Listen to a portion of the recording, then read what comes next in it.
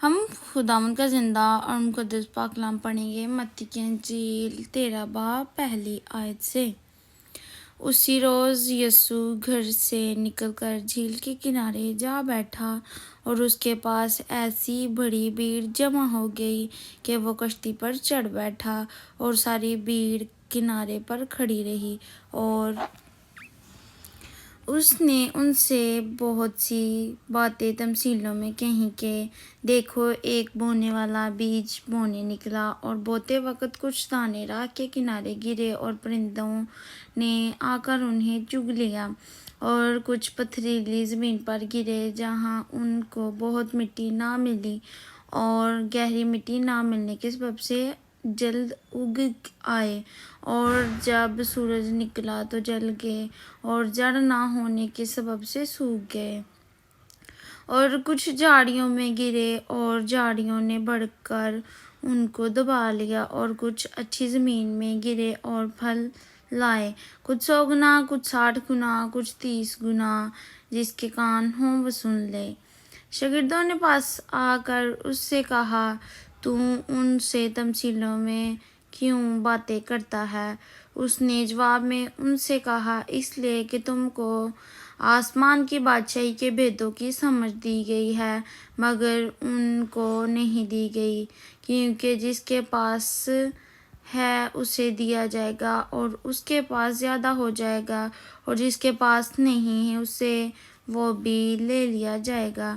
جو اس کے پاس ہے، میں ان سے تمثیلوں میں اس لیے باتیں کرتا ہوں کہ وہ دیکھتے ہوئے نہیں دیکھتے، اور سنتے ہوئے نہیں سنتے، اور نہیں سمجھتے، اور ان کے حق میں یسایہ کی یہ پیشن گوئی پوری ہوتی ہے کہ تم کانوں سے سنو گے پر ہرگز نہ سمجھو گے، اور آنکھوں سے دیکھو گے پر ہرگز معلوم نہ کرو گے، کیونکہ اس امت کے دل پر چربی چھا گئی ہے، اور وہ کانوں سے اونچا سنتے ہیں، اور انہوں نے اپنی آنکھیں بند کر لی ہیں، تا ایسا نہ ہو کہ آنکھوں سے معلوم کریں اور کانوں سے سنیں اور دل سے سمجھیں اور رجوع لائیں، اور میں ان کو شفا بخشوں۔ لیکن مبارک ہے تمہاری آنکھیں اس لیے کہ وہ دیکھتی ہیں، اور تمہارے کان اس لیے کہ وہ سنتے ہیں، کیونکہ میں تم سے سچ کہتا ہوں کہ بہت سے نبیوں اور راست بازوں کو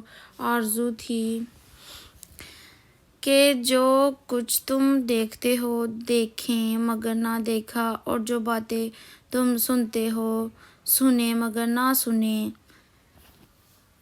پس بونے والے کی تمثیل سنو۔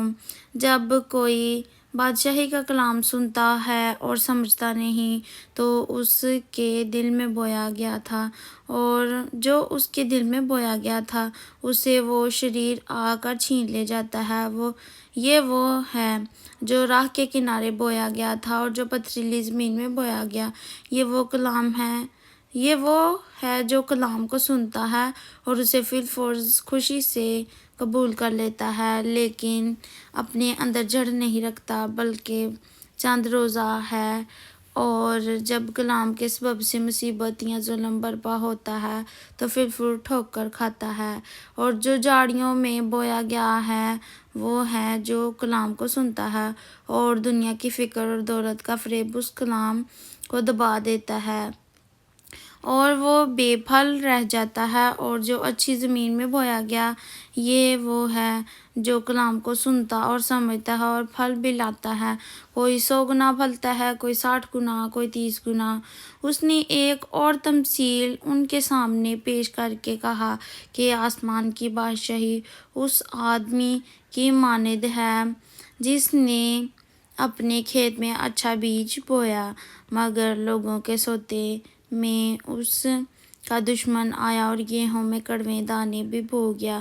پس جب پتیاں نکلیں اور بالی آئیں تو وہ کڑوے دانے بھی دکھائی دیے۔ نوکروں نے آ کر گھر کے مالک سے کہا، اے خداوند، کیا تو نے اپنے کھیت میں اچھا بیج نہ بویا تھا؟ اس میں کڑوے دانے کہاں سے آ گئے؟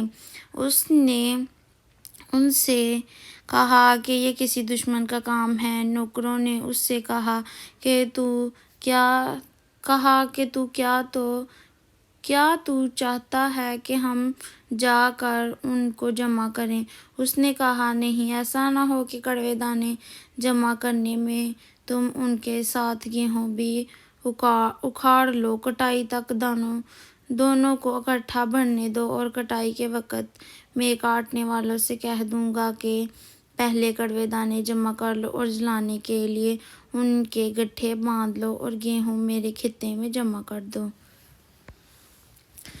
اس نے ایک اور تمثیل ان کے سامنے پیش کر کے کہا کہ آسمان کی بادشاہی اس رائی کے دانے کی مانند ہے جسے کسی آدمی نے لے کر اپنے کھیت میں بو دیا۔ وہ سب بیجوں سے چھوٹا تو ہے، مگر جب بڑھتا ہے تو سب ترکاریوں سے بڑا اور ایسا درخت ہو جاتا ہے کہ ہوا کے پرندے آ کر اس کی ڈالیوں پر بسیرا کرتے ہیں۔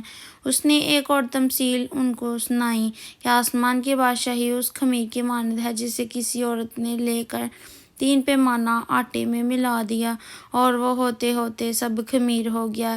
یہ سب باتیں یسوع نے بھیڑ سے تمثیلوں میں کہیں اور بغیر تمثیل کے وہ ان سے کچھ نہ کہتا تھا، تاکہ جو نبی کی معرفت کہا گیا تھا وہ پورا ہو کہ میں تمثیلوں میں اپنا منہ کھولوں گا، میں ان باتوں کو ظاہر کروں گا جو بنائے عالم سے پوشیدہ رہی ہیں۔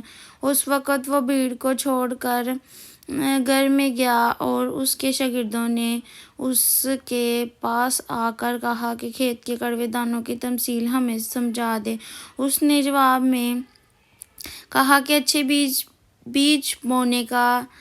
اچھے بیج کا بونے والا ابن آدم ہے اور کھیت دنیا ہے، اور اچھا بیج بادشاہی کے فرزند اور کڑوے دانے اس شریر کے فرزند ہیں جس دشمن نے ان کو بویا، وہ ابلیس ہے، اور جو کٹائی دنیا کا آخر ہے اور کاٹنے والے فرشتے۔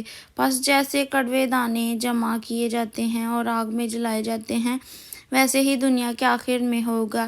ابن آدم اپنے فرشتوں کو بھیجے گا اور وہ سب ٹھوکر کھلانے والی چیزوں اور بدکاروں کو اس کی بادشاہی میں سے جمع کریں گے اور ان کو آگ کی بھٹی میں ڈال دیں گے۔ وہاں رونا اور دانت پیسنا ہوگا۔ اس وقت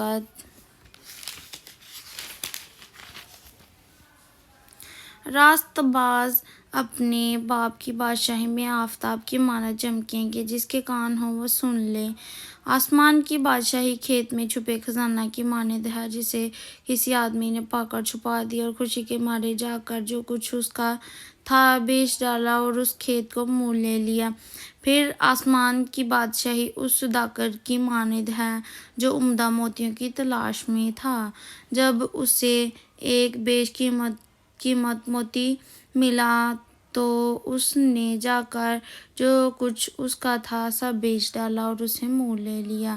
پھر آسمان کی بادشاہی اس بڑے جال کی مانند ہے جو دریا میں ڈالا گیا اور اس نے ہر قسم کی مچھلیاں سمیٹ لیں۔ اور جب بھر گیا تو اسے کنارے پر کھینچ لائے اور بیٹھ کر اچھی اچھی تو برتنوں میں جمع کر لیں اور جو خراب تھی پھینک دیں۔ دنیا کے آخر میں ایسا ہی ہوگا۔ فرشتے نکلیں گے اور شریروں کو راست بازوں سے جدا کریں گے اور ان کو آگ کی بھٹی میں ڈال دیں گے۔ وہاں رونا اور دانت پیسنا ہوگا۔ کیا تم یہ سب باتیں سمجھ گئے؟ انہوں نے اس سے کہا، ہاں۔ اس نے ان سے کہا، اس لیے ہر فقیہ جو آسمان کی بادشاہی کا شاگرد بنا ہے اس گھر کے مالک کی مانند ہے جو اپنے خزانہ میں سے نئی اور پرانی چیزیں نکالتا ہے۔ جب یسوع یہ تمثیلیں ختم کر چکا تو ایسا ہوا کہ وہاں سے روانہ ہو گیا اور اپنے وطن میں آ کر ان کے عبادت خانہ میں ان کو ایسی تعلیم دینے لگا کہ وہ حیران ہو کر کہنے لگے کہ اس میں یہ حکمت اور معجزے کہاں سے آئے؟ کیا یہ بڑائی کا بیٹا ہے اور اس کی ماں کا نام مریم اور اس کے بھائی یعقوب اور یوسف اور شمعون اور یہودا نہیں، اور کیا اس کی سب بہنیں ہمارے ہاں نہیں؟ پھر یہ سب کچھ اس میں کہاں سے آیا؟ اور انہوں نے اس کے سبب سے ٹھوکر کھائی۔